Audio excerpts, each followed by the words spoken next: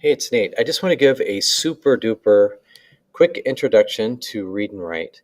I wanted to do this today because I feel like it's a tool that can be useful for any teacher, no matter what your subject area or even grade level. Sometimes we need to help students understand what they're reading before they can even start to master the content. So, read and write is a tool that can help with that. This is a tool that's free for all teachers, and we're considering looking at it for students as well. So we'd like you to test it and give us a little bit of feedback. So after you watch this tutorial and play a little bit, feel free to email me and let me know what you think. I'm going to start here by going to the Chrome Web Store. And as I open Chrome Web Store, I'm going to look for the Read and Write.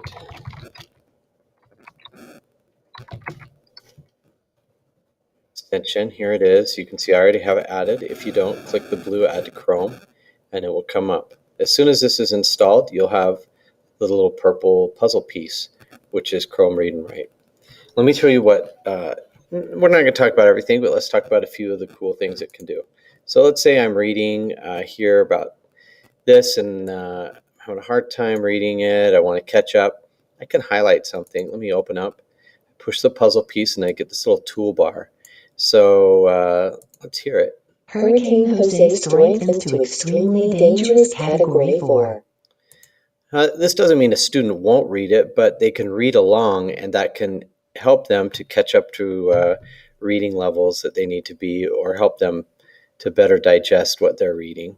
And you can see I can highlight any of this and it'll read it. In addition, Hurricane Claudia in the Gulf of Mexico has maximum sustained winds of 100 miles per hour. So, you know, like for example, winds, that's winds and stuff like that.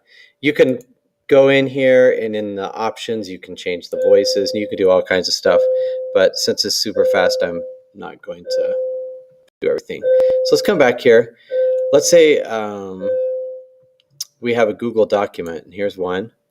Will it work on here, you are wondering? Well, yes, it will. Let's highlight this and see, hear it read. What is Pluto?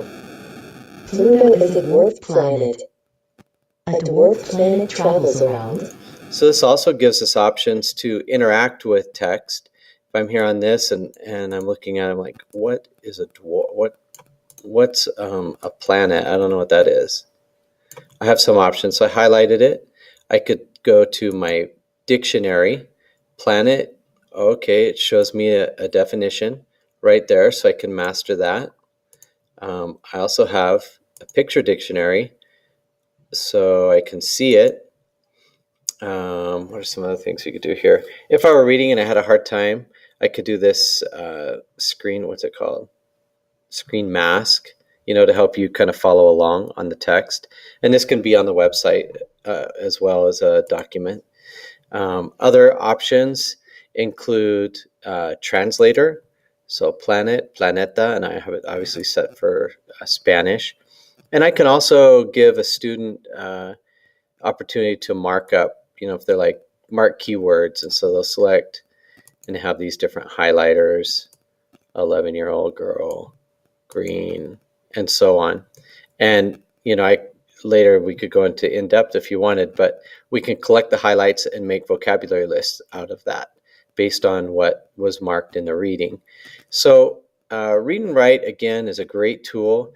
I only showed a couple things. And want to invite you to install it and then check out some of the other things, like practice reading aloud is a really cool feature. Adding a voice note is a cool feature as well. And like I said, all this is free for teachers, and I'd really love to hear your feedback and hear what you think about the Read and Write tool. Let me know if you have any questions or comments. Thank you.